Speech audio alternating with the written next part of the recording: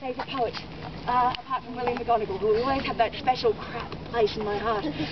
But T.S. Eliot wrote a poem based on his observance of the cats in Greyfriar's graveyard, of which there were thousands. The poem then went on to be made into the musical Cats. Rubbish. But yeah, so T.S. Eliot lived over there and he watched the cats and he wrote a poem, and that's really rather interesting. J.K. Rowling, who wrote the Harry Potter books. Do we have any Harry Potter fans here? There we go, we've got some enthusiastic, very good. Well, the first book was written when she was a single mother, and it was the height of winter. She worked as a part-time supply teacher, and she had this bawling baby on her hands, and her house's heating didn't work.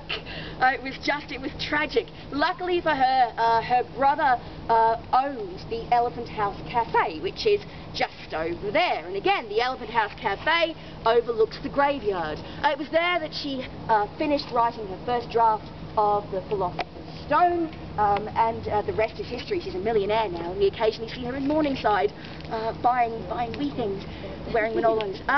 But yeah, in her original days as a single mum, she used to sit in the cafe. They allowed her to sit in the top room, nursing a cup of coffee all day long, and the view over the graveyard from that height lets you see the George Heriot School just over the wall. The George Heriot School was started by a philanthropist who started it as a school for the impoverished children of Edinburgh. These days it is full of the most amazingly buck-toothed, upper-class little twits I've ever seen in my whole life.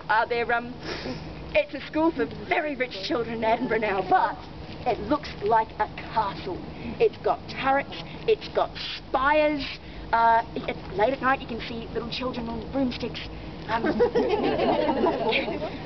Maybe J.K. Rowling's imagination wasn't that fantastic after all. Maybe she just looked at the school and went, bingo, that's a fantastic school.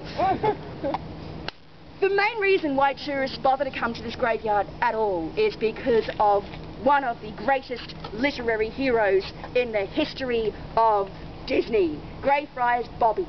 Have you all heard the story of Greyfriar's Bobby?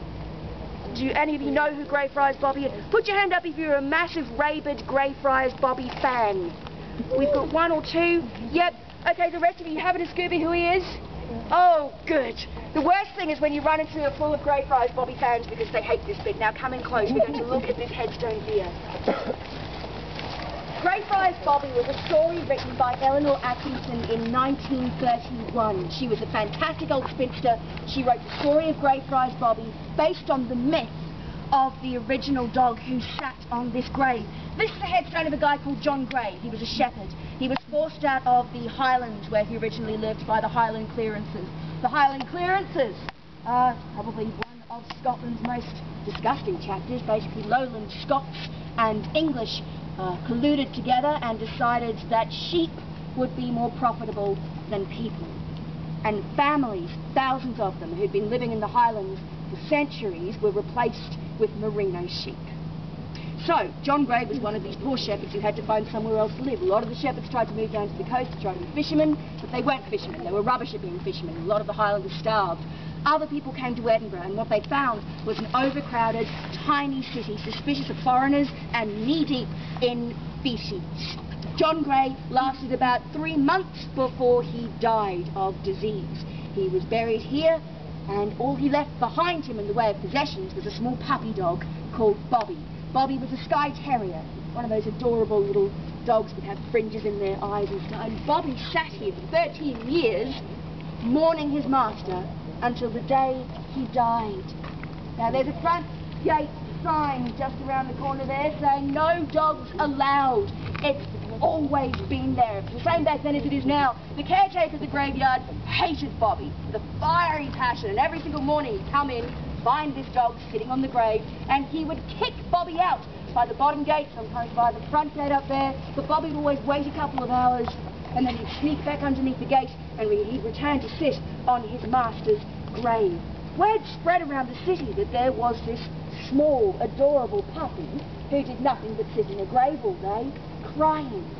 What could possibly be more adorable than that? Suddenly Bobby had millions of friends. People used to come into the graveyard, and when they realised that he didn't bite, people began to pat Bobby and feed Bobby, and Bobby soon turned into a very popular and rather spoiled little dog. Eventually, the Edinburgh City Council decided to award Bobby the keys to the city. Dogs have no hands. It's completely useless. But Bobby was invited to all the very best parties. Furthermore, if you're awarded the keys to the city, it means that you have the right to vote.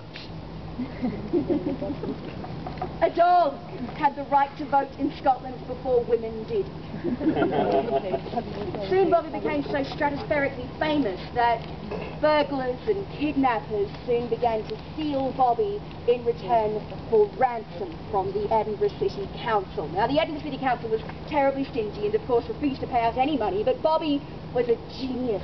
Bobby, no matter who stole him, would always escape from his captors, hover over the fence, and return to sit on his master's grave. Eventually, the soldiers who had their barracks up at the castle decided they wanted to use Bobby as their mascot. So a couple of soldiers came to the graveyard, took Bobby away, and escorted him up to the castle to live with them instead. They took Bobby up to the highest room in the castle. Bobby was undaunted. He knotted the bed sheets together, he hung them over the battlements of the castle, he abseiled down the side of the castle, legged it along the cowgate, hovered over the back fence and returned to sit on his master's grave. You get the general idea. He did this until the day he died. One day Bobby just dropped dead. Word has it that he's buried in here somewhere. We don't know exactly where. So the story goes that when Bobby died, he was so well loved that in spite of the fact that animals are never supposed to be buried in consecrated ground, Bobby was, with dignity and respect, like any other human being. Isn't that a gorgeous story?